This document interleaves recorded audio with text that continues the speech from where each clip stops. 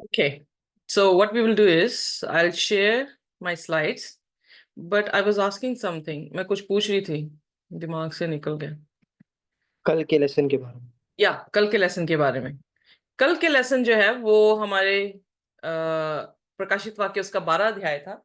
प्रकाशित वाक्य 12 अध्याय में हमने देखा एक पवित्र कलीसिया के बारे में, जिस कलीसिया के ने सूरज को ओढ़ा था और उसके पांव में चंद्रमा जो था वो दिखाई दिया, और उसके पीछे जो है वो अजगर है। और हमने देखा कि उसकी शेष संतान के अगेंस्ट भी जो है अजगर काम कर रहा है, और उसके पास दो क्वालिटीज थी। वो ये था कि वो 10 हुक्मों को मानती थी, और वो कलीसिया क्या कर रही थी, उसके पास भविष्यवाणी की आत्मा थी।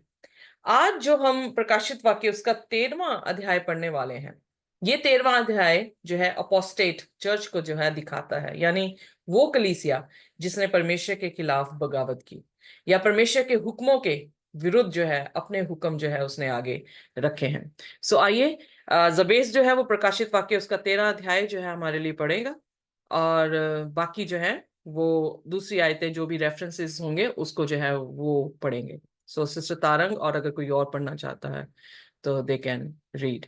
सो आइए में ऐसा निकालिए प्रकाशित वाक्य उसका 13 अध्याय और उसकी पहली आयत।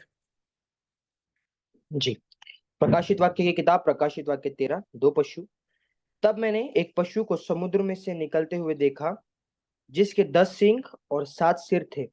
उसके सींगों पर 10 राजमुकुट और उसके सिरों पर परमेश्वर की निंदा के नाम लिखे हुए थे। ओके, अब यहाँ पर जैसे मैंने ऑलरेडी आपसे कहा कि दानियल और प्रकाशित वाक्य कंपेनियन बुक्स हैं। जो दानियल देख रहा है वैसे ही प्रकाशित वाक्य उसको एक्सपेंशन जो है वो दे रहा है। सो दानियल ने जो है एक पशु के बारे में देखा। खैर दानियल उसके 7 अध्याय में हम पढ़ेंगे थोड़ी देर में, खोल के रखें। दानियल उसके 7 अध्याय में पशुओं के बारे में जो है वो जिक्र आया है। वो पशु जो थे वो कहाँ से निकल रहे थे? मत हम्म समुद्र से। समुंदर से। सो समुंदर से। एग्जैक्टली, समुंदर जो है वो क्या दर्शाता है? लोगों को। Multitudes. Multitude, right. So multitude, अब यहाँ पे आप खुद ही ट्रांसलेट कर सकते हैं, क्योंकि आपने मेरे साथ दानियल भी पढ़ी है, आपने मेरे साथ प्रकाशित वाक्य भी आदि खत्म कर चुके हैं। सो जब वो यहाँ से ये बात कह रहा है कि I stood upon the sand of the sea and saw a beast rise up out of the sea, तो beast किसको दर्शाता है? राज्य को, किंगडम को। Am I right or not? जी जी जी। या सो इसमें मुझे ज्यादा आपके साथ वार्तालाप करने की जरूरत नहीं, because you already studied Daniel with me. So यहाँ पर सी जो है वो मल्टीट्यूड है, यानी बहुत पॉपुलेटेड एरिया से किंगडम जो है वो राइज हुई है। उसके बाद उसने कहा 7 हेड्स हैं और 10 उसके सींग हैं, और फिर 10 जो है उसके क्राउन है, और उसके सिर पर जो है वो क्या नाम लिखा गया है? द नेम ऑफ ब्लेस्फेमी, यानी निंदा के शब्द जो है वो लिखे गए हैं। अब ये एक ऐसी किंगडम है जिसके 10 सींग है। अब 10 सींग क्या दिखाते हैं? अगर प्रकाशित वाक्य उसका 17 उसकी 12 में जाए तो 10 सींग जो है वो राज्य को दिखाते हैं। और ये जो यहाँ पर हॉर्न्स दिए गए हैं वो भी 10 जो है वो सींग दिए गए हैं, वो किसको दिखाते हैं? राज्यों को दिखाते हैं। 10 क्राउन जो है, क्राउन मतलब रूलरशिप को दिखा रहे हैं, यानी उसी की जो है वो किंगडम को दिखा रहे हैं। सो विशेष करके ऐसा सा जीव उसने दानियल की पुस्तक में भी जो है उसका जिक्र है, अगर आपको याद हो। याद है कि नहीं याद? हाँ जी। Yes yes. Yeah okay. हाँ जी हाँ जी।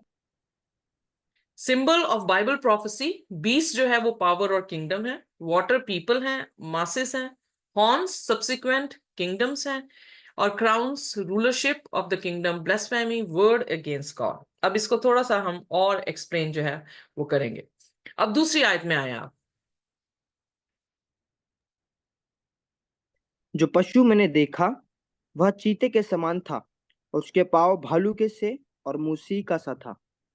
और उस अजगर ने अपनी सामर्थ और अपना सिंहासन और बड़ा अधिकार उसे दे दिया। ओके, यहाँ पर जो है पहले उसने जिक्र किया कि ये ऐसा जीव है, ऐसा पशु है जो पानी से निकल रहा है। उसके जो है वो 10 सींग हैं, सिर है, फिर क्राउन 7 हैं दिखा रहा है, फिर उसकी जो बनत दिखा रहा है उस जीव की, उसमें जो है लेपर्ड है, उसके पांव जो है वो भालू जैसे हैं, उसका मुंह जो है वो शेर के मानिंद है।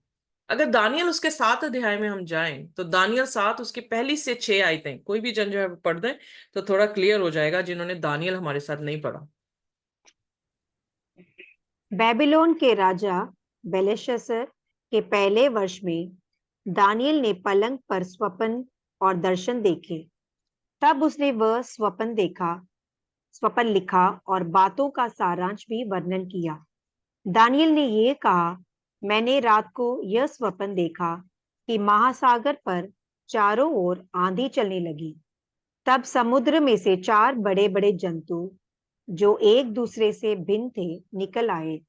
पहला जंतु सिंह के समान था और उसके पंख उकाब के से थे। मेरे देखते देखते उसके पंखों के पर नोचे गए और वह भूमि पर से उठाकर मनुष्य के समान पांवों के बल खड़ा किया गया और उसको मनुष्य का हृदय दिया गया। ओके, यहाँ पर पहला जीव जो है वो दिखाई दिया। वो जीव जो था शेर के मानी था, उसके पास 2 पंख थे। हम ऑलरेडी दानियल में सीख चुके हैं कि ये किसका राज्य दिखा रहा था। हम्म, नहीं पता। बेबीलोन सिस्टर, या बाबुल का राज्य जो है बेबीलोन। वो दिखा रहा है, क्योंकि जब मैं सारा चैप्टर नहीं पढ़ा सकती, ओके। सो अगर आप इस पूरे चैप्टर को पढ़े तो वहां पर जो है परमेश्वर जो है वहां पे इसका इंटरप्रिटेशन दे रहा है कि पशु जो है वो किसको दिखाता है, एक राज्य को दिखाता है। और राज्य जो है पहला है, क्योंकि दानियल के समय से प्रोफेसी स्टार्ट हो रही है, तो दानियल किसकी जगह पे था, किसकी गुलामी में था, बाबुल की गुलामी में था। और परमेश्वर ने जो है वो दानियल 2 अध्याय में भी जो मूरत दिखाई थी, तो सबसे पहले सिर जो था वो सोने का दिखाया। तो उसे क्या कहा गया, ये सिर जो है तू जो सोने का देखता है वो राजा तू है। सो यानी दानियल ने उसे ये बताया कि जो सिर सोने का है वो बाबुल का राज्य है। और यहाँ पर फिर परमेश्वर जो है इस प्रोफेसी में फिर वहीं से शुरू हो रहा, क्योंकि यहाँ पर भी क्या है कि दानियल जो है वो बाबुल की, जैसे हमने पहली वर्ष में पढ़ा, द फर्स्ट ऑफ बेलशस्सर, सो बाबुल के राजे का वक्त चल रहा है। तो परमेश्वर ने जब दर्शन दिया तो प्रोफेसी कहां से स्टार्ट होती है, जहां प्रॉफिट हो। जैसे प्रकाशित वाक्य की सारी प्रोफेसी कब से स्टार्ट हुई, जब से यूहन्ना जहां पर था, सो यानी फर्स्ट सेंचुरी से सारी प्रोफेसी जो है वो शुरू हुई। उसी प्रकार से यहां पर भी जो है जो सींग है, बाइबल में हमने ऑलरेडी देखा कि यिर्मयाह में, तो यिर्मयाह की पुस्तक में जो है बाबुल को एक सींग के माने जो है वो बताया गया है। आर्कियोलॉजी ये बताती है कि जो सींग है उनकी उसकी छाप जो है उनकी ईंटों में जो है, उनके पत्थरों में जो है वो मिली है, क्योंकि जो सींग है वो बाबुल देश को जो है वो दिखाता है। वो बहुत स्विफ्ट था, क्योंकि उसके पास जो थे वो पंख थे, ईगल के पंख थे, पर उसे मनुष्य का जो है वो दिल दिया गया और उसके पांव मनुष्य के माने जमीन पर जो है वो रख दिए गए, यानी उसका राज्य उससे जो है वो ले लिया गया।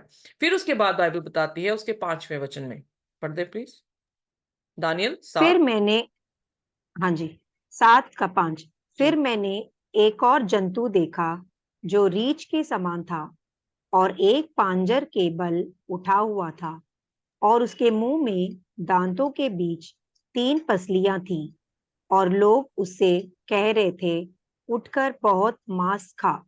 ओके, अब ये जंतु जो है, अगर इसी की 7 की 17 आप पढ़ दें तो थोड़ा सा क्लियर हो जाएगा सिस्टर मंजू को, क्योंकि वो हमारे साथ नए हैं। सो 7 की 17। उन 4 बड़े बड़े जंतुओं का अर्थ 4 राज्य हैं जो पृथ्वी पर उदय होंगे। ओके, सो ये जंतु जो है वो कोई जंतु नहीं है, बल्कि परमेश्वर जो है सिंबल्स के साथ बात कर रहा है, और ये सिंबल्स ये दिखा रहा है जंतुओं के कि वो राज्य होंगे। सो फिर उसके बाद हम जानते हैं कि इतिहास भी बताता है, खुदा का वचन भी बताता है कि बाबुल के बाद जो है वो कौन सा राज्य है, भालू वाला दिखा जो, वो कौन सा राज्य था, मादी।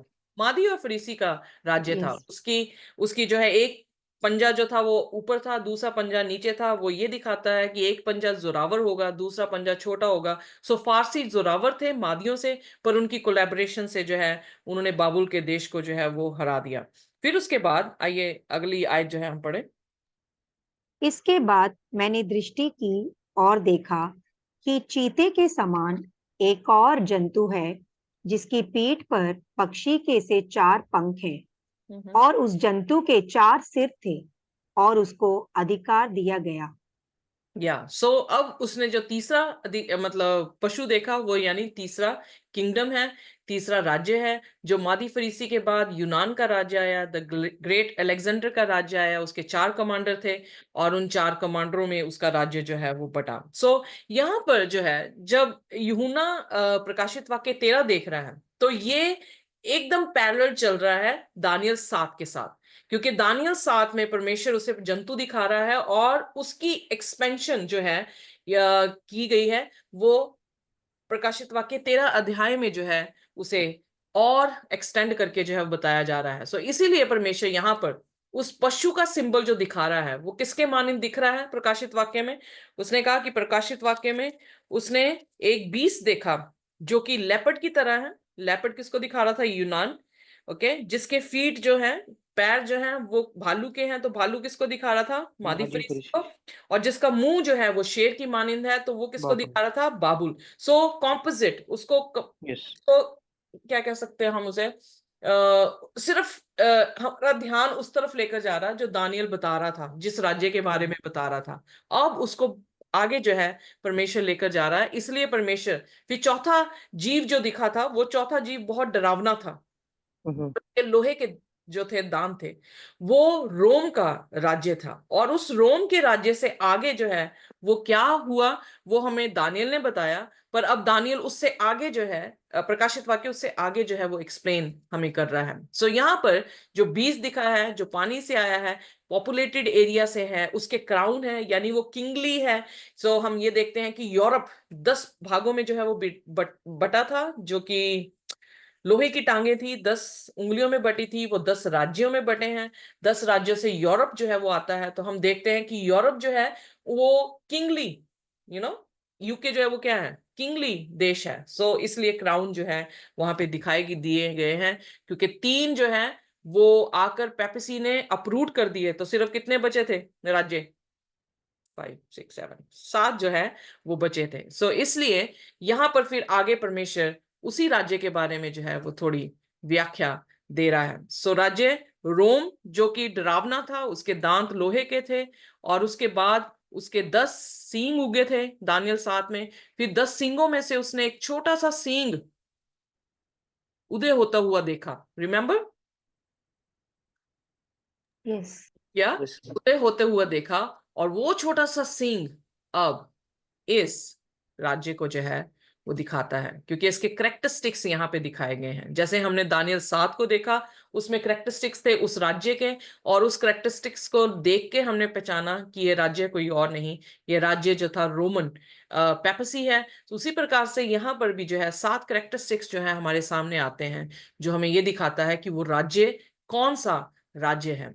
आइए देखिए अब उसकी 13वीं की दूसरी आयत। ओ सॉरी, हाँ। दूसरी आयत। जो पशु मैंने देखा वह चीते के समान था और उसके पाँव भालू के से और मुंह सिंह का सा था। उस अजगर ने अपनी सामर्थ और अपना सिंहासन और बड़ा अधिकार उसे दे दिया। ओके, किसने अधिकार दिया इस राज्य को? परमेश्वर यहाँ पर खास करके एक नाम को बता रहा है। The dragon gave him his power. उसने अपनी सामर्थ इस बीस्ट को दी। ओके, अब ये ड्रैगन कौन है? Who is dragon? आइए में से निकालिए प्रकाशित वाक्य उसका 12 अध्याय और उसकी 9वीं आयत।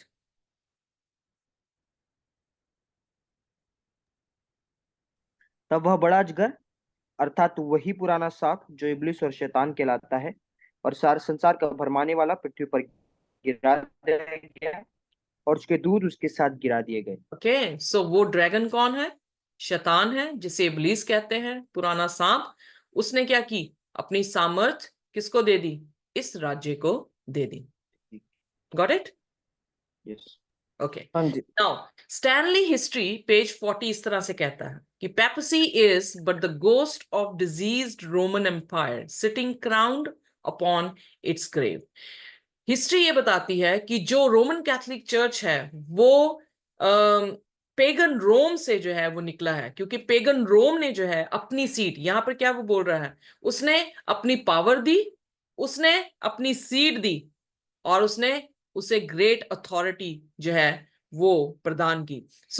वो जो था हिस्टोरियंस भी ये कह रहे हैं कि पेपसी यानी रोमन कैथोलिक चर्च को जो है वो क्या दिया गया, एक एम्पायर दे दिया गया। वो एम्पायर किसके ऊपर था, वो रोम, जो पेगन रोम था, यानी जो बुतों की पूजा करने वाले रोमी हुकूमती थे। यीशु मसीह रोमी हुकूमतों में जो है आकर पैदा हुआ, मारा गया, गाड़ा गया और तीसरे दिन जो है वो जी उठा। रोमी हुकूमतों के समय यीशु मसीह का सुसमाचार पहली सेंचुरी से जो है वो खुदा का कलाम जो है उसके शागिर्दों ने लोगों तक जो है वो पहुंचाया। पर हमने ऑलरेडी 7 चर्चेस में जब हम पढ़ रहे थे तो हमने ऑलरेडी देखा कि उसके बाद किस तरह से शैतान ने कार्य किया, परसिक्यूट किया, पर जितना लहू बह रहा था उतना खुदा का कलाम जो था वो बढ़ रहा था। तो फिर उसने क्या किया, उसने स्ट्रैटेजी चेंज कर दी। उसने जो है अगेंस्ट होने की बजाय चर्च के साथ मिलने की जो है वो कोशिश की, और किस तरह से पैगनिज्म जो था वो चर्च में आया और चर्च जो था वो करप्ट होता हुआ डेड जो है वो चर्च यानी सार्डिस चर्च तक हमने देखा कि सार्डिस मतलब डेड चर्च जो था वो बन गया। यहाँ पर पेगन रोम ने जो है वो पेपल रोम को अपनी सारी जो है अथॉरिटीज जो है वो दे दी। कॉन्स्टेंटाइन ने अपनी जगह जो है वो छोड़ दी और इटली यानी रोम जो था वो पोप को देकर अपना शहर कहीं और जो है वो ले गया, क्योंकि उस टाइम उस पर क्या करने वाले थे, बारबेरियंस, एस्ट्रोगॉथ, वेंडोल्स, इन सभी ने जो है वो क्या किया था, हमला किया था और पेगन रोम को जो है वो खत्म करने की कोशिश की गई थी। If you remember 7 churches then it is nice, you can understand what I am saying. अगर आप याद कर रहे हैं कि 7 चर्चेस में हमने क्या सीखा, तो आपको थोड़ी सी हिस्ट्री रिमाइंड जो है मैं करा रही हूँ। वो power over the western Europe जो है वो उसे दी गई। इसीलिए उसने कहा कि 10 सिंह थे, 10 सिंह में से एक छोटा सा सिंह उदय हुआ और उसने जो है वो क्या किया, 10 सिंहों में से 3 को अपरूट कर दिया और फिर उसने जो है निंदा के शब्द परमेश्वर के विरोध जैसे में। वो छोटा सा Singh I am remembering that, but छोटा सा सिंह कौन किसको बता रहा है वो? दैट स्मॉल, चर्च, या ओके गॉट ओके, पेप्सी को ना। पैपेसी, इट, यस यस, ओके। प्रकाशित वाक्य उसका 13 और उसकी 3 आयत।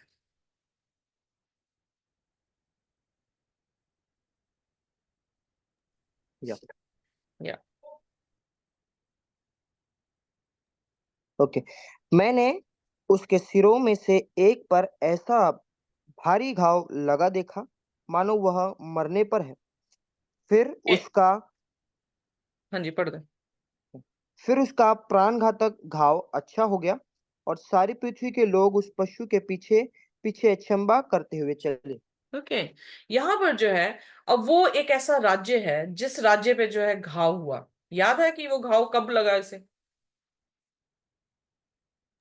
जब वो पॉप को उन्होंने मारा, जेल में डाल दिया। या एग्जैक्टली।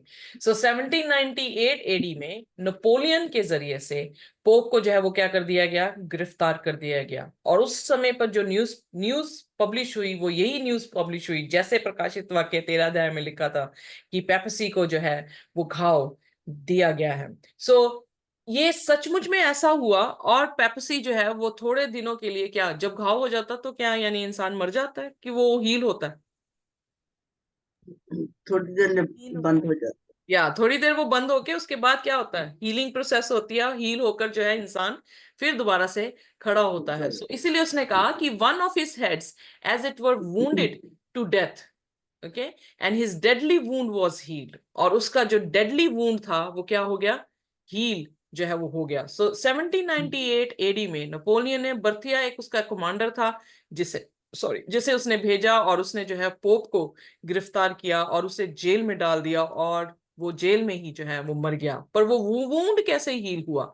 बताया जाता है कि 1929 एडी में ये प्रोफेसी जो थी वो फुलफिल हुई, क्योंकि जब कॉन्टैक्ट बिटवीन मुसोलिनी यानी दूसरे भाषा में उन्होंने क्या किया, इटली के सरकार ने ये कहा कि हम सिर्फ रोम आपको जो है वो देंगे, आप रोम में बैठ के जो है अपने हुकूमत कर सकते हैं, पर दूसरा राज्य जो है वो हमारा होगा। वो एग्रीमेंट इनका हुआ और फिर पोप को जो है उसकी सीट में जो है वो बिठा दिया गया। And the wound was healed. जब परमेश्वर ने कहा कि वुंड जो है वो हील हो जाएगा, एग्जैक्टली 1929 में जो है वेटिकन जो है दोबारा अपनी पावर में, अपनी जो है पोस्ट में जो है वो आ गई।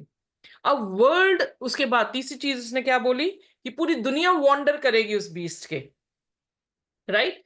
अब जहां पर उसे कत्लेआम हो चुका था, वहां पर क्या हुआ, अब वो हील होकर अपनी जगह पर बैठ गया है। तो क्या आप इस चीज के एविडेंस है, क्योंकि आपके टाइम की बात अब चल रहे हैं, क्या आप इस चीज के एविडेंस हैं कि सारे राज्य के राजा उसके पास जाते हैं, उससे प्रार्थना करवाते हैं, उससे आशीष जो है वो लेकर आते हैं? डू यू नो दिस और नॉट? या हाँ पॉलिटिकल जी, एंड यस, रिलीजियस या बोथ। Yes. तो दोनों काफी इन्फ्लुएंशियल पर्सन है। पॉलिटिकल और रिलीजियस दोनों जो हैं वो पोप के पास जाते हैं। क्यों जाते हैं? क्योंकि 800 मिलियन पीपल आर कैथलिक। अगर पोप 100 मिलियंस को ये कह दे कि वोट इसको डालनी है, तो वो क्या करेंगे? डालेंगे। उसको डालेंगे। इसको डालेंगे। तो फिर राजा, जो भी जिस देश का भी राजा है, वो इसको सिर क्यों नहीं झुकाएगा? बिल्कुल। हमारे इंडिया में कितने कैथलिक हैं? बहुत कैथलिक हैं, बहुत कैथलिक है। कैथलिक ज्यादा है। पर अगर हर एक कैथलिक को कह दिया जाए, पोप ने कह दिया कि मोदी को जो है वो वोट दी जाए, तो मोदी को वोट मिलेगी कि नहीं मिलेगी? मिलेगी। Because they follow the father pope. So इसलिए सारा वर्ल्ड वॉन्डर कर रहा है। जब जॉन पॉल II जब मरे थे, तो फ्यूनरल में इवन हमारे यहाँ के यूके का राजा जो चार्ल्स था, उसने अपनी शादी पोस्टपोन कर दी। उसकी शादी थी, उसने शादी पोस्टपोन करके उसके फ्यूनरल में जो है वो उपस्थित था। अमेरिका का प्रधान वहां पर पहुंचे हुए थे, हर देश का प्रधान, इवन हमारे इंडिया के रिप्रेजेंटेटिव जो है वहां पर पहुंचे हुए थे। सो कहने का अर्थ क्या है? God is true, the prophecy is telling truth. किसी जो है वो क्या करेंगे, इस बीस्ट की हीलिंग के बाद इसमें वंडर करेंगे। और इसको क्या करेंगे, अब देखें प्रकाशित वाक्य उसका 13 और उसकी 4 आयत। लोगों ने अजगर की पूजा की क्योंकि उसने पशु को अपना अधिकार दे दिया था, और यह कहकर पशु की पूजा की, इस पशु के समान कौन है, कौन इससे लड़ ओके, सकता है। कौन इससे लड़ सकता है? उन्होंने किसकी पूजा की? अजगर। अजगर की जो है वो पूजा की। कैसे अजगर की पूजा की? आपके सामने अजगर खड़ा कर दे तो आप पूजा नहीं करेंगे। पर आपके पास एक ऐसी एजेंसी, एक ऐसी चर्च को खड़ा कर दिया, तो लोग क्या किसकी पूजा कर रहे हैं? कहने का अर्थ ये है कि जो चर्च कह रहा है उसको फॉलो कर रहे हैं, तो आप किसकी पूजा कर रहे हैं? सैटन की। सैटन की, शैतान की जो है वो पूजा हो रही है। क्योंकि वो सच्चाई नहीं है। जो आप सुन रहे हैं, जो आप कर रहे हैं, वो सच्चाई नहीं है। बाइबल की सच्चाई कुछ और है। पर इस चर्च ने जो है वो क्या, अपने झूठ को सच्चाई के रूप में जो है प्रचार कर दिया। और लोग जो है इसी झूठ को पूजा कर रहे हैं, क्योंकि उसको मान रहे हैं। तो जो मानता है वो किसकी पूजा कर रहा है? शैतान। That's what God says. It's not mine. यहाँ पे उसने कहा कि अजगर की उन्होंने जो है वो सेवा की, क्योंकि अजगर ने किसको सामर्थ दी थी? इस पशु को सामर्थ दी थी। तो इस पशु ने जो जो भी आज्ञाएं निकालनी है, अगर हम उसको फॉलो कर रहे हैं, तो हम किसको पूजा कर रहे हैं? शैतान को। शैतान को पूजा कर रहे हैं। तो it is a big matter. इसका मैटर जैसे कल किसी ने मुझे कहा कि मुझे इससे कोई मतलब नहीं पड़ता मैं किस चर्च में हूं, क्योंकि मैं सिर्फ परमेश्वर को जो है उससे डरता हूं और सिर्फ उसकी इबादत करता हूं। पर हमारी इबादत कैसी है? इज इट कि हम ड्रैगन को पूजा पूजा कर रहे हैं जो इबादत कर रहे हैं? किस तरह कर रहे हैं, किस दिन कर रहे हैं, कैसे हमें सिखाया गया है वैसे कर रहे हैं, कि जो परमेश्वर का कलाम सिखा रहा है वैसे कर रहे हैं?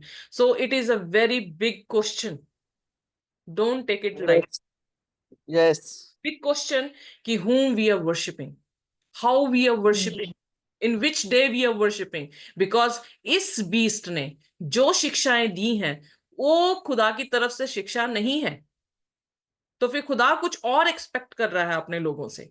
सो इसका मतलब they worship the dragon which gave power unto the beast. They worship the beast. जिसको फॉलो करते हैं हम उसका गुलाम है।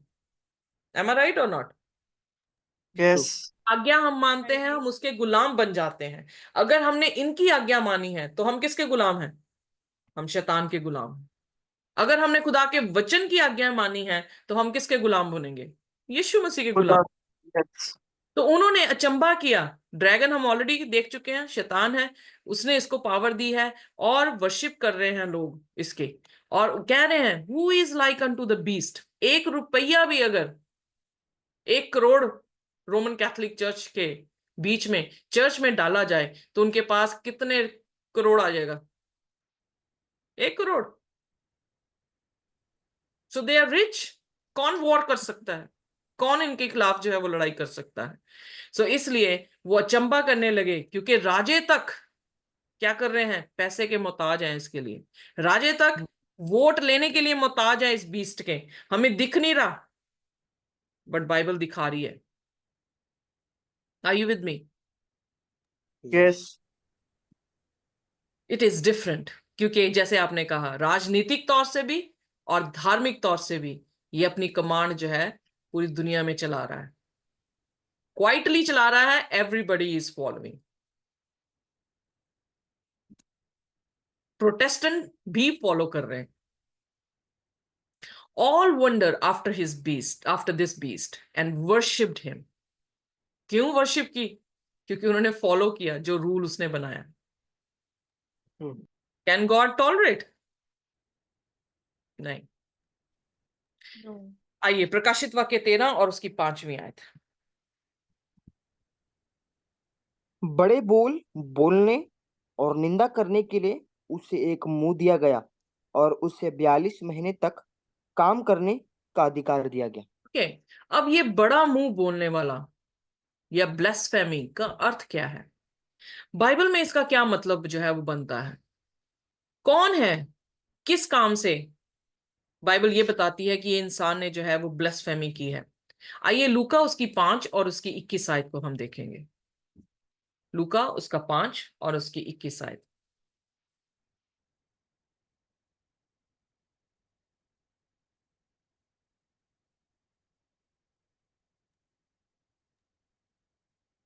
सिस्टर तारन। तब शास्त्री हाँ जी, हाँ जी। तब शास्त्री और फरीसी विवाद करने लगे, यह कौन है जो परमेश्वर की निंदा करता है? परमेश्वर को छोड़ और कौन पापों को क्षमा कर सकता है? सो परमेश्वर की निंदा करने का अर्थ क्या है? परमेश्वर को छोड़ कौन आपके पापों को जो है वो माफ कर सकता है? सो अगर कोई क्लेम कर रहा है कि हम आपके पापों को माफ कर सकते हैं, तो इसका मतलब क्या है? वो परमेश्वर की निंदा कर रहा है। यस। ओके, फिर उसके बाद यूहन्ना उसका 10 उसकी 33 आयत। यूहन्ना 10 उसकी 33 आयत।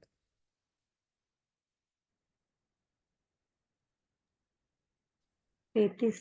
यहूदियों ने उसको उत्तर दिया, भले काम के लिए हम तुझ पर पथराव नहीं करते, परंतु परमेश्वर की निंदा करने के कारण और इसलिए कि तू मनुष्य होकर अपने आप को परमेश्वर बनाता है।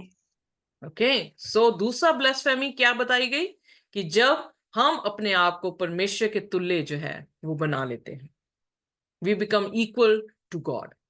क्या इस बीस्ट ने, रोमन कैथोलिक चर्च ने, I am not against the people, there are lovely people inside the church, I am just talking about the system. मैं किसी इंसान के बारे में बात नहीं करी, बहुत अच्छे लोग हैं उस जगह पर अभी तक उन्हें सच्चाई नहीं पता है। अगर सच्चाई पता लगेगी तो वो जरूर इस चीज को जो है वो सोचेंगे। बट मैं सिस्टम की बात कर रही हूँ। इस सिस्टम ने जो जो शैतान ने जिसने पावर दी है इस सिस्टम को, इस चर्च को जो पावर दी है, इस चर्च ने क्या किया है? क्या दावे जो है वो किए हैं? क्या यीशु मसीह जब इस धरती पर थे तो उन्होंने अपने आप को परमेश्वर के तुल्य जाना? फिलिपियों नो। पौलुस क्या कह रहा है? कहता जैसा प्रभु यीशु मसीह में मन था वैसा ही तुम्हारा हो। कि वो परमेश्वर होने के बावजूद भी उसने क्या किया?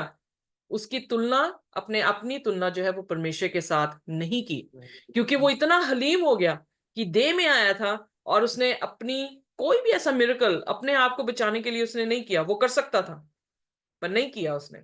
ओके, सो इसलिए वो उसने किसी भी तरह से परमेश्वर के इक्वल होने की रॉबरी जो है वो नहीं की। पर Roman Catholic church, the Catholic national, जुलाई 1895, यानी अब यहां पे घाव लगा हुआ है उसको, तब भी क्या बोल रहे हैं? The pope is not only the representative of Jesus Christ, but he is Jesus Christ himself, hidden under the veil of flesh. वो कह रहा है कि पोप जो है प्रभु यीशु मसीह का एम्बेसडर या बशिंदा नहीं है, पर यीशु मसीह खुद है वो, जो कि देह में हमारे बीच में खड़ा है। Thou art a priest forever, कहता कि ये वो महायाजक है, ये याजक है जो हमेशा के लिए है। Says the ordaining bishop, he is no longer a man, कहता कि जो भी बिशप क्या कह रहा है कि जो भी प्रीस्ट है वो इंसान नहीं है, no longer a man, और या फिर sinful Christ of child of Adam नहीं है, but an alter Christus, यानी लैटिन में बोल रहा है, कह रहा है कि अनदर क्राइस्ट है। सो किसने ये कहा कि इन जमीन पर जो है ये खुदा बन सकते हैं? जमीन पर जो है, अब यहाँ पे for ever a priest of the most high with power over the almighty. So it's not joke. कैसे वो कह सकते हैं कि परमेश्वर के ऊपर भी उनको जो है सामर्थ दी गई है? वो याजक है, वो इंसान नहीं है, वो क्या है? अनदर क्राइस्ट इस धरती पर जो है वो पाए जाते हैं। फिर वो क्या बोल रहे हैं? Dignity and duties of the priest, volume 12 page 27, God himself is obliged to abide by the judgement of his priest. कहता जो हमने जज कर दिया किसी के लिए, हमने माफी दे दी या हमने किसी को गुनाहगार ठहरा दिया, खुदा ऑब्लाइज्ड है, खुदा की ड्यूटी बनती है कि वो हमारी जजमेंट के अनुसार चले। ईदर नॉट टू पार्डन और टू पार्डन, चाहे हम किसी को बख्श रहे हैं चाहे हम किसी को नहीं बख्श रहे, according to as they refuse or give absolution, the sentence of the priest precedes and God subscribes to it. उन्होंने कहा कि जो भी संत रोमन कैथोलिक चर्च के प्रीस्ट हैं, जो भी वो बोल देंगे, परमेश्वर वैसा उनके पीछे बोलेगा। ऐसा हो सकता है? नहीं, तो फिर ये क्या कर रहे हैं? झूठ बोल रहे हैं, शैतानी ताकत है। निंदा के शब्द जो हैं वो बोल रहे हैं परमेश्वर के। Yes, hallelujah, yes. पेज 78 क्या कह रहा है? Seek where you will, through heaven and earth you will find one created being who can forgive the sinners and free him from the chains of hell. कहता ढूंढो, एक ही मिलेगा जमीन और आसमान में जो क्या कर सकता है? तुम्हारे पापों को माफ कर सकता है और चेन ऑफ हेल से तुम्हें निकाल सकता है। That extra ordinary being is the priest, the Roman Catholic priest. कह रहा है कि वो क्या है? प्रीस्ट है रोमन कैथोलिक चर्च का। क्या ये निंदा के शब्द नहीं? यस Yes, है, sister. निंदा के Yes. शब्द है। Blasphemy है। Yes. परमेश्वर को छोड़ कोई और हमें माफ नहीं कर सकता। तो फिर ये कैसे Yes. दावा कर सकते हैं कि इनके पाप जो है वो माफ हो गए?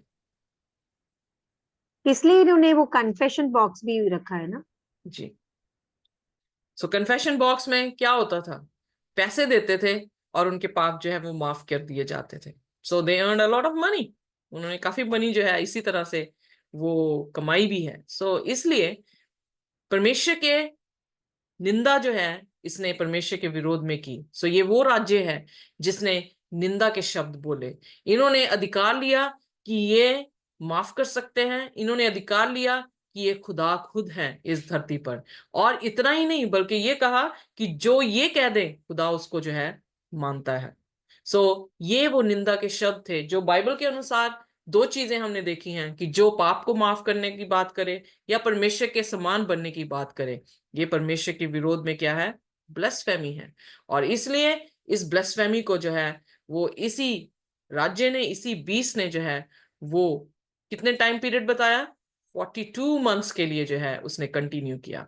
सो 42 मंथ्स, यानी इज़िकियल 4 उसकी 6 में लिखा है, मैंने तुझे एक दिन एक साल के बराबर दिया है। और जब हम 42, क्योंकि जूइश कैलेंडर के हिसाब से हर महीने 30 दिन है, जब हम 42 को 30 के साथ गुना करते हैं तो हमारे पास सेम नंबर आता है 1260 साल, जो हमने दानियल की पुस्तक में जो है इसको पढ़ लिया है। और सिर्फ दानियल की नहीं बल्कि प्रकाशित वाक्य की पुस्तक को कल भी हमने पढ़ा है कि 1260 साल के लिए जो है स्त्री कहां पर उसे जगह दी गई? विल्डरनेस में जो है जगह दी गई, और परमेश्वर ने वहां पर उसे खाना जो है परोस के दिया। क्यों? क्योंकि इन लोगों ने बीस्ट ने जो है, ड्रैगन जो बीस्ट के पीछे काम कर रहा है, उस ड्रैगन ने कलीसिया को क्या किया, ट्रिबुलेशन में डाला, उसे परसिक्यूट किया और उसे मारा। और बहुत सारे लोग, यानी लगभग 50 मिलियन पीपल जो थे वो परसिक्यूट हुए।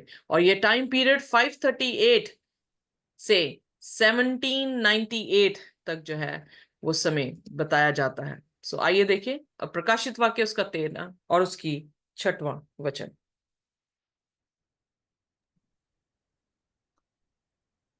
उसने परमेश्वर की निंदा करने के लिए मुंह खोला कि उसके नाम और उसके तंबू अर्थात स्वर्ग के रहने वालों की निंदा करे।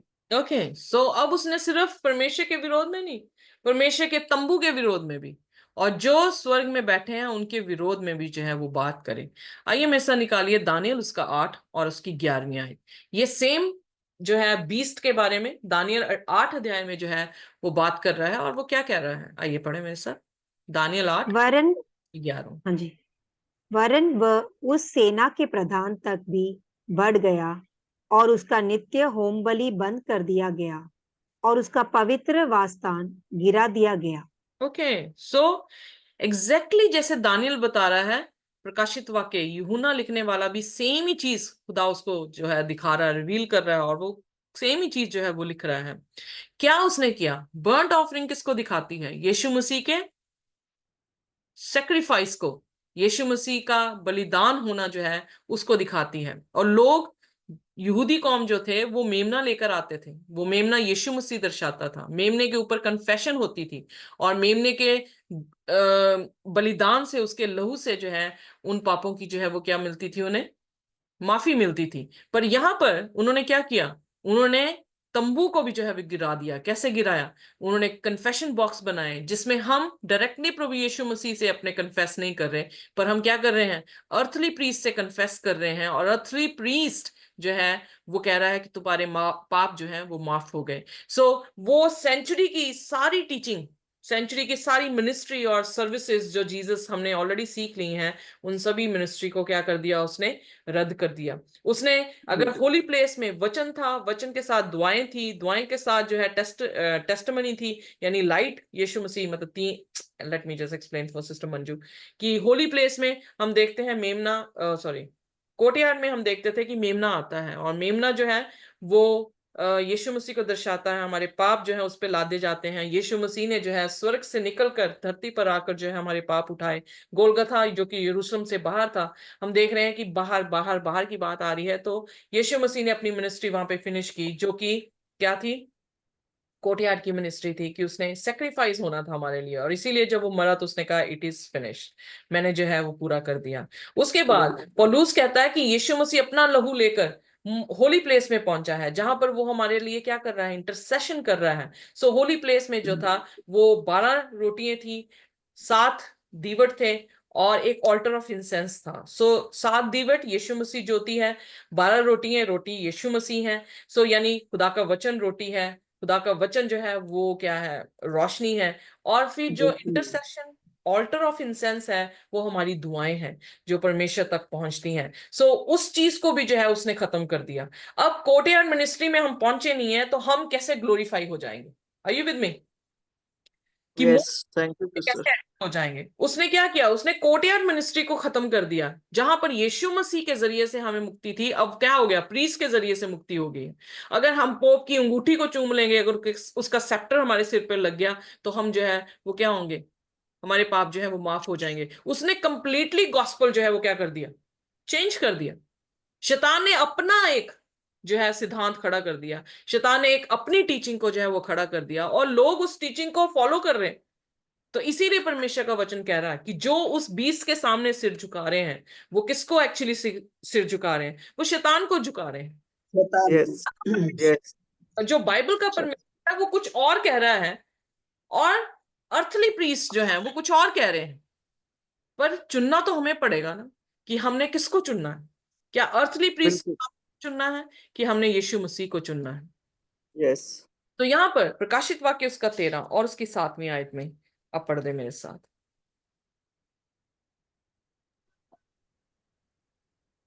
उसे यह भी अधिकार दिया गया कि पवित्र लोगों से लड़े और उन पर जय पाए, और उसे हर एक कुल और लोग और भाषा और जाति पर अधिकार दिया गया। ओके, सो यहाँ पर जो है उसे क्या दिया गया अधिकार कि वो संतों के साथ जो है वो लड़े। आइए मेरे साथ निकाले दानियल उसका 7 और उसकी 24 और 25 आयत।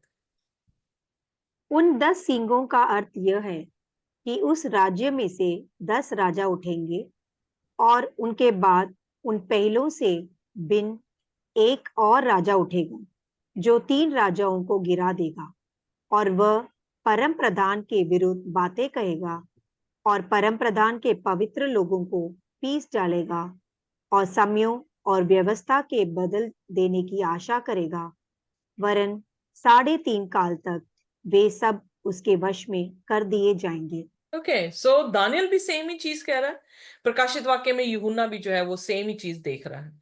अब उसको क्या दिया गया, जितने भी 3.5 काल, उसके दिन अगर हम कन्वर्ट कर दे 3.5 साल के दिन, तो वो 1260 दिन है। तो अकॉर्डिंग टू द प्रोफेसी 1260 दिन इज इक्वल टू 1260 साल। एग्जैक्टली ऐसा ही हुआ कि हिस्ट्री भी इसकी गवाह है, उसे डार्क एजेस का टाइम दिया गया है, नाम दिया गया है। और उन 1260 सालों में उसे क्या अधिकार दिया गया कि वो संतों को जो है वो क्या करे, वॉर करे, के साथ इनके साथ लड़ाई करे, उन्हें मारे, ओके, और उन्हें ओवरकम कर सके।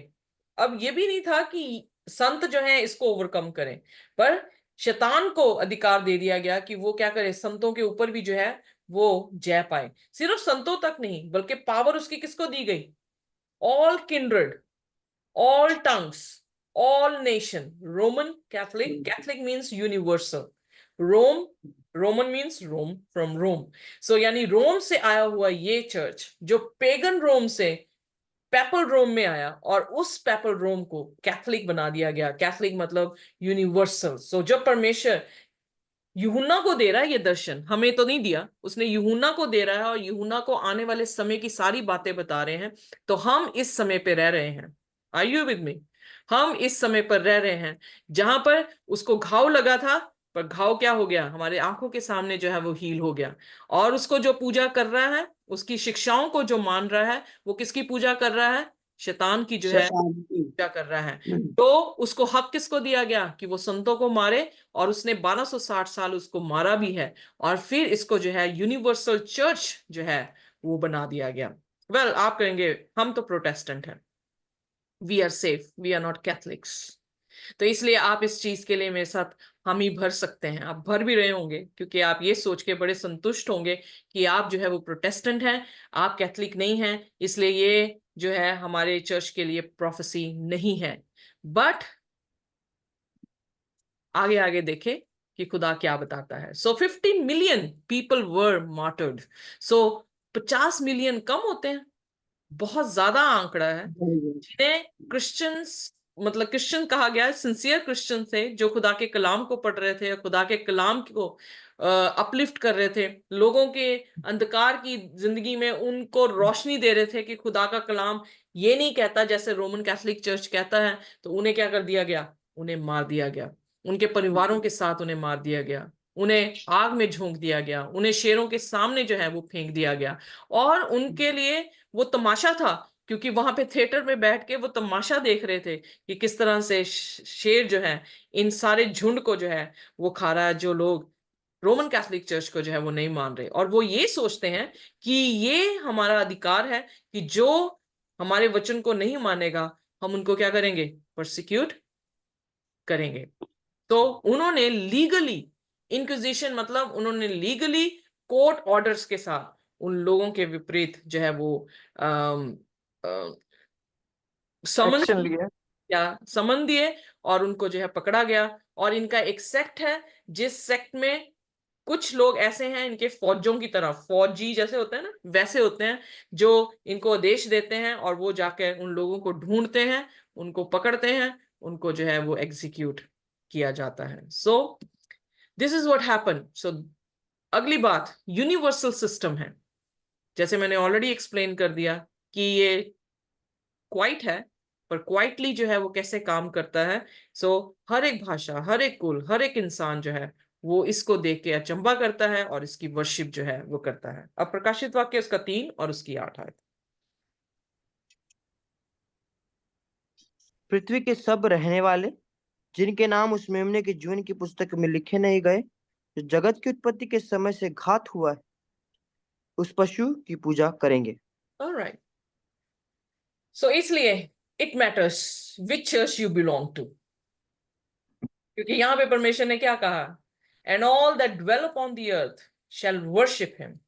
जितने लोग जो इस धरती पे होंगे वो क्या करेंगे? इसकी इबादत करेंगे. Whose names are not written in the book of life of the Lamb slain from the foundation of the world. यानी यीशु मसीह की पुस्तक में उनके नाम नहीं होंगे. वो इसकी टीचिंग को फॉलो करेंगे और वो इस टीचिंग के अधिकारी, मतलब अपने आप को सरेंडर जो है इस टीचिंग पे करेंगे. सो इसलिए ये मैटर नहीं करता. जब आप विश्वास करते हैं, you have to follow the commandment. Jesus ने क्या कहा? If you love me keep my Commandments. Commandments. So आप इससे कभी भी हट नहीं सकते हैं.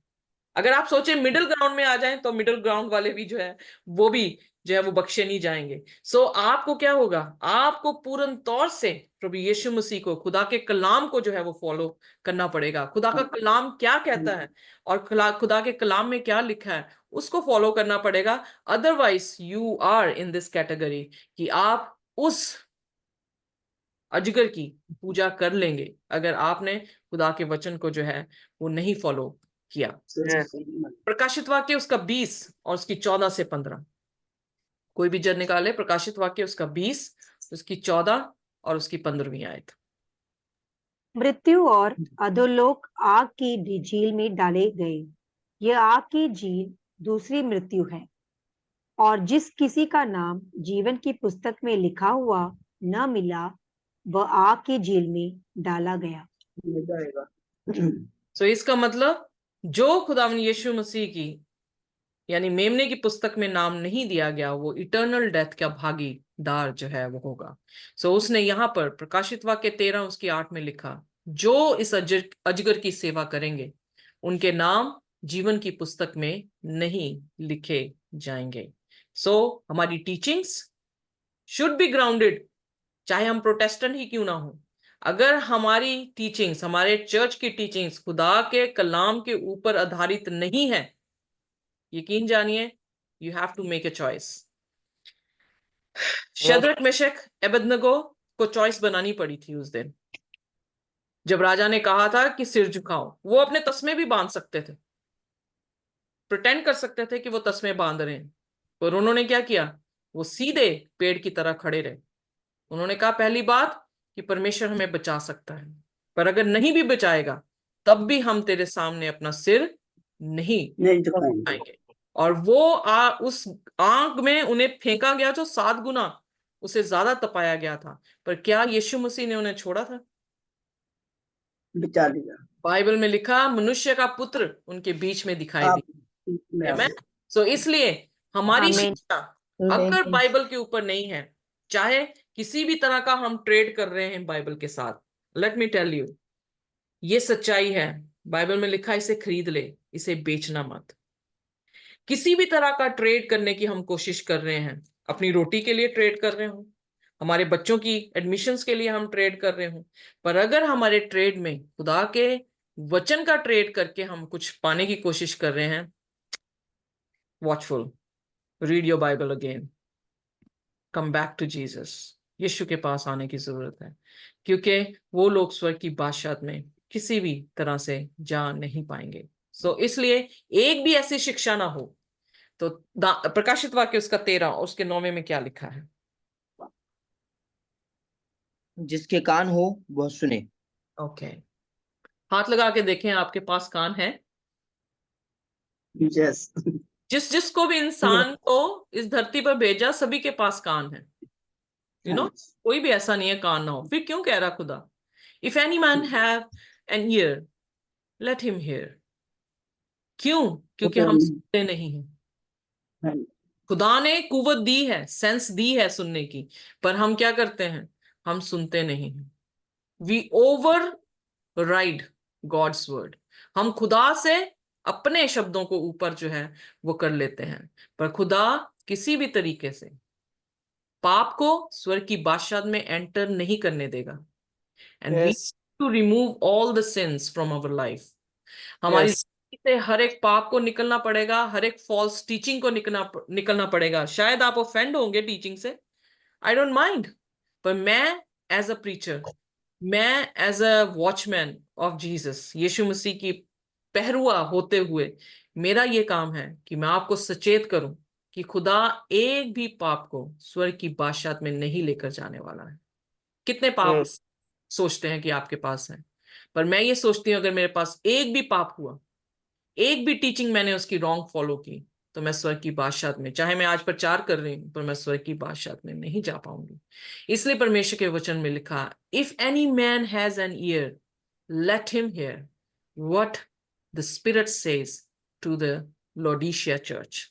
आखिरी चर्च से मैंने अपनी तरफ से बोला कि आखिरी चर्च के लोग हम हैं। सो क्या परमेश्वर का आत्मा हमें बताता है, हमें सुनने की जरूरत है। उसके बाद प्रकाशित वाक्य उसका 13 और उसकी 10वीं आयत। जिसको कैद में पड़ना हो वह कैद में पड़ेगा, जो तलवार से मारेगा अवश्य है कि वह तलवार से मारा जाएगा। पवित्र लोगों का धीरज और विश्वास इसी में है। ओके, सो पवित्र लोगों का धीरज और विश्वास इसी में है कि परमेश्वर हमारा न्यायाधीश है।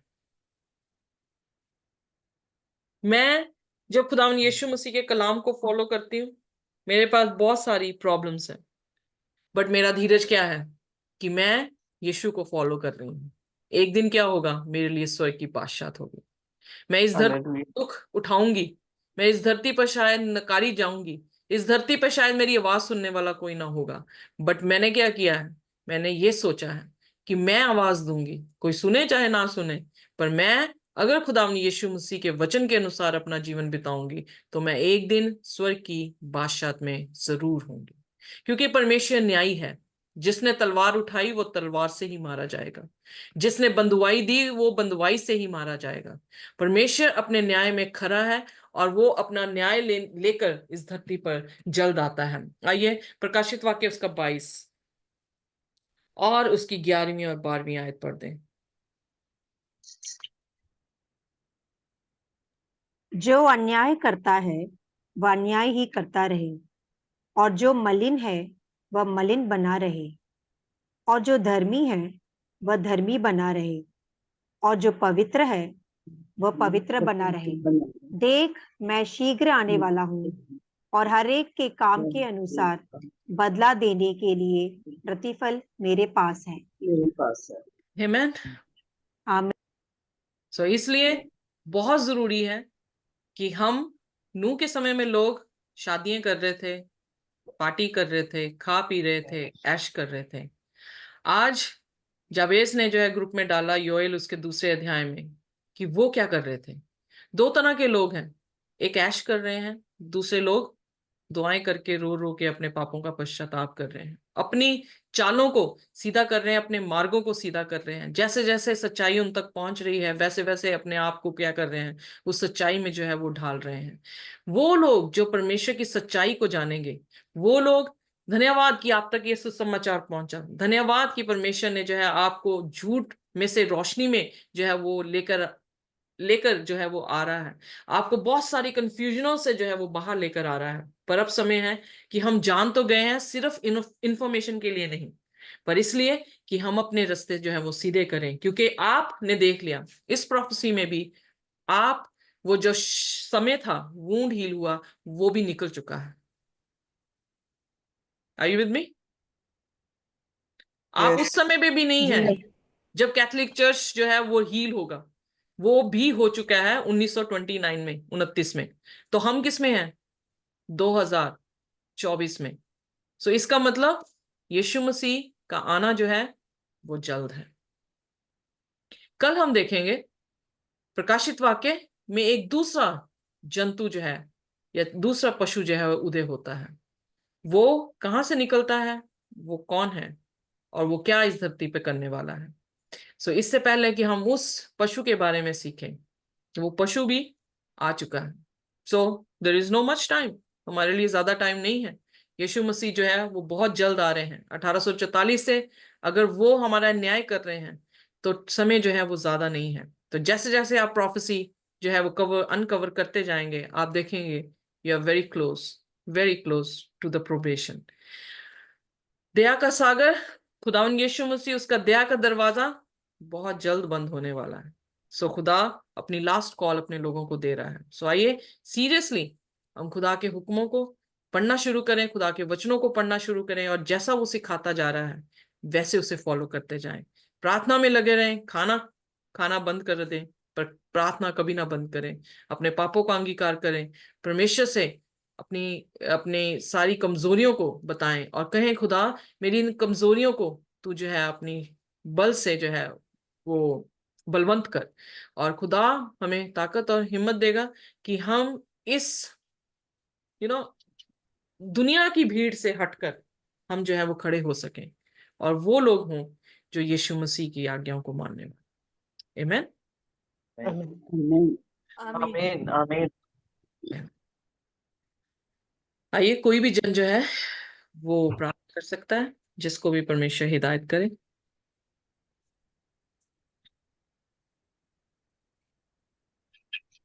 प्यारे आसमानी बाप खुदावन,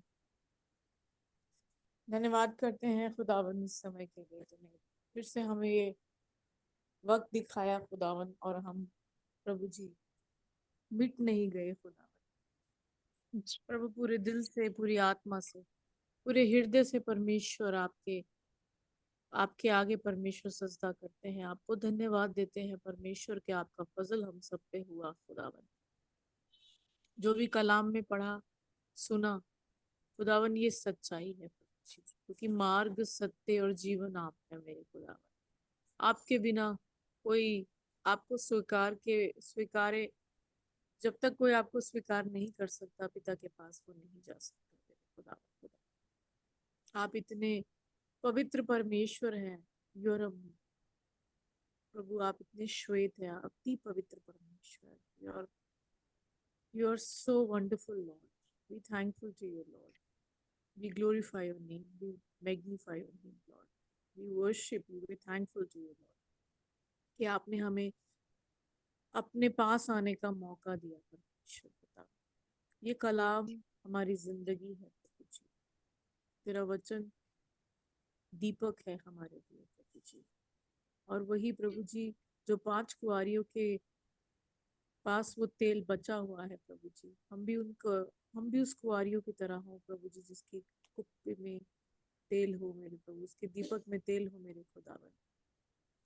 और आपकी बाट जो है खुदावन, खुदा एक एक जन पे तेरा फजल चाहते हैं, तेरी रूह चाहते हैं, तेरी उपस्थिति चाहते हैं परमेश्वर।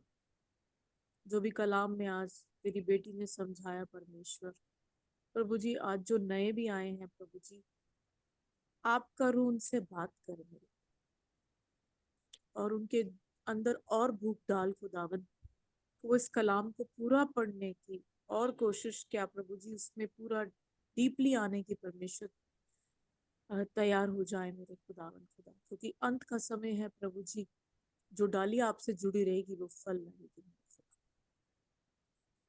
और प्रभु जी सबको एक एक जिंदगी को आए परमेश्वर खुदा बाप, तेरे लहू से, तेरे बदन से, तेरी पवित्र आत्मा से हम बांधते हैं।